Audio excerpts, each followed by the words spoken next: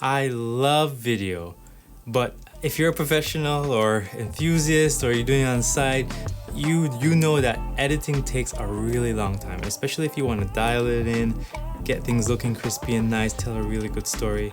And so the temptation is to go buy a new computer, right? But there is stuff that you can do to speed up your editing without buying a new computer. The first thing I would suggest is looking at your hard drives. The different kind of hard drives. First of all, we got these, regular hard drives.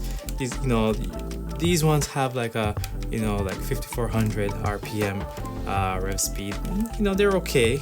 Then you got 7200 RPM. These hard drives obviously spin a little bit faster, so that way you can get your information in and out quicker. And then you have RAIDs, which are like a few of those hard drives put together, redundant array of inexpensive disks. Basically, get the cheap disks together, and what they do is pool their resources together and save things on different disks so that you can access it faster. And it's a lot faster than having one of those previous drives. And then of course, what everybody's talking about is SSDs.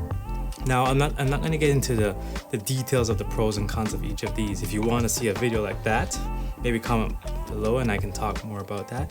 But you want to get the fastest hard drive speed possible. That's going to help a lot with the editing.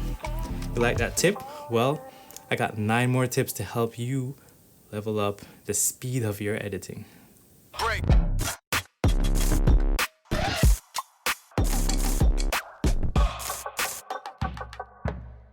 Welcome, my name is Ryan and I'm a videographer and photographer based in Toronto, Canada. And this is Clutch Creativity, where I share tips from my creative journey to help you level up, but also build a community where we can learn from each other. So before the bumper, we talked about hard drives, and the next thing, obviously tied into hard drive, is your connection speed, right? So you want to have the fastest connection between your hard drive and your computer, because there's no sense in getting a really hard hard drive. It better be hard because it's going to fall apart. Anyways, so there's no use in getting a really fast hard drive and having a slow connection. So USB 2.0 is a no-no. That shouldn't even exist right now. They stopped making that. You want to have at least USB 3.0. You see the little blue thing in here, but you also see the little SS symbol here. That's the minimum you want to edit with. If you can do Thunderbolt, that will be the fastest connection you can get. But again, that will depend on your drive and what your drive takes. The next tip is to organize your footage. Organize everything in the same place. I know sometimes we plug in our hard drive, we have files there, and then we have a couple files on the desktop that we're pulling from, and then there's this SD card that we're pulling stuff from, and if your computer and your editor has to grab files from all over your computer and all over your system, it's just gonna slow down the process. So if you can consolidate everything either through your editor's library function, or just copy everything to the same fast hard drive, and that will save you a lot of time. The next tip is another hard drive tip, is to leave some empty space on your hard drives, not just on your editing hard drive, whatever that is, but also the hard drive that you use to boot your computer, right? So there's a lot of debate on the internet. Some people say 10%, some people say 15, some people say 20, some people say 30. I've even seen 50. For me, as a rule of thumb, I try to leave somewhere between 20 and 30% of the hard drive space free.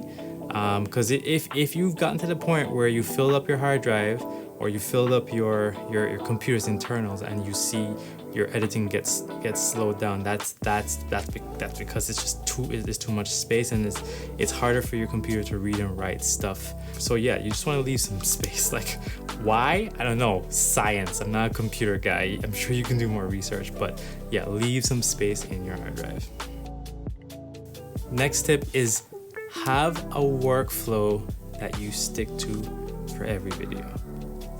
Honestly, just having you know, like this process that you do every time is going to speed you up so much. If you kind of go in disorganized, you're like, today I'm going to pull footage from here, the next I'm going to organize, and next I'm going to color grade, and then I'm going to fix the end of my timeline. Like, you're just going to be confused. And so have a solid workflow that works.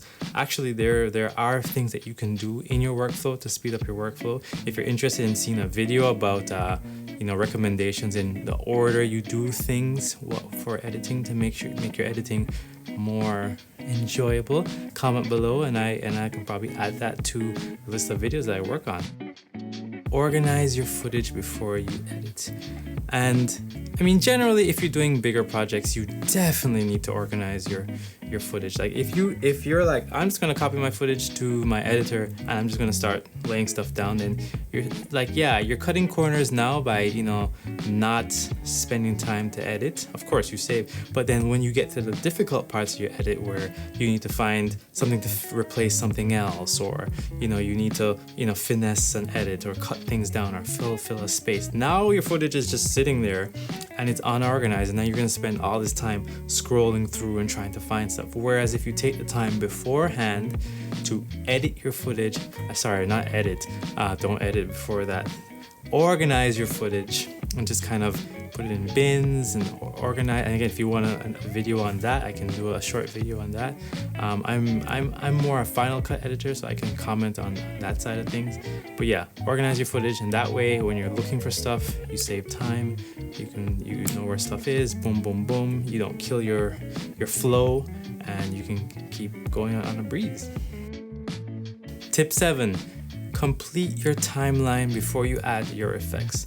I know it's really tempting after you upload your footage to your editor just to, like, you know, throw some color correction, see how it looks, and, you know, and then you're like, well, I'm here, I'm able to just copy and paste onto everything else, and then you end up doing this whole suite of color correction before you even finish your timeline. The reason why you don't want to do that is because it just increases your rendering time, and you know, it just slows down, you know, how fast the computer can display stuff. So I would recommend you know, finishing your timeline completely, finish telling all your stories, put all your things in order, you know, where you want everything to be, and then you add your, you know, your color, you do your color correction, your grading, you do your effects, your text and everything. And that way, because if you have to move stuff around, then, you know, a lot of times your computer has to now recalculate, and it just creates rendering time. Tip 8, take breaks. What? Take breaks? Like I'm trying to edit, right? It seems counterintuitive because you're like, wait, I thought you wanted to make me edit faster. So walking away from your computer for a break, whether that's like a short break, you know, during your editing session, or even just choosing to stop, you know, editing for the day, can make a huge difference. I know for me and many people, when you sit for hours looking at the same footage over and over again, you kind of get into this like tunnel vision, this kind of vertigo of like, oh, you just see what you see. But when you go away, you get a break, and then you come back, you see things with fresh eyes. You're also just more rested, and you can move faster. So don't forget to take breaks, all right? Before I jump into tip 9, if you guys are getting value from this video, like the video please, and if you want to see more content like this or more content from me, consider subscribing, and please comment below on things that you want to see more of, especially from this video. I'm trying to obviously, you know, show content that I like, but I also want to cater around you guys. The next tip I want to give you is schedule your breaks around, you know, long renders and exports. You can have your background render going, or you decide to let some stuff render in the middle of your flow, and then of course you kill your flow because now you're sitting waiting for this, and then while you're waiting for it to render, you go on Facebook or you go on YouTube, you know, you go somewhere, you get distracted, and then before you know it, you spent half an hour while it only took like 5 minutes for this thing to render, right? So try to, you know, maybe save those long renders in the exports until like you're taking a break or until you're done editing for the day. And finally, tip number 10, export to the fastest hard drive you have available. So that's probably going to be the same hard drive that you're using to edit. It's So there you go, guys. These are my 10 tips that I use to speed up my editing process, especially as a wedding videographer and somebody who does some corporate work too. It is so important to just speed up the editing because I don't want to spend my whole life behind a computer.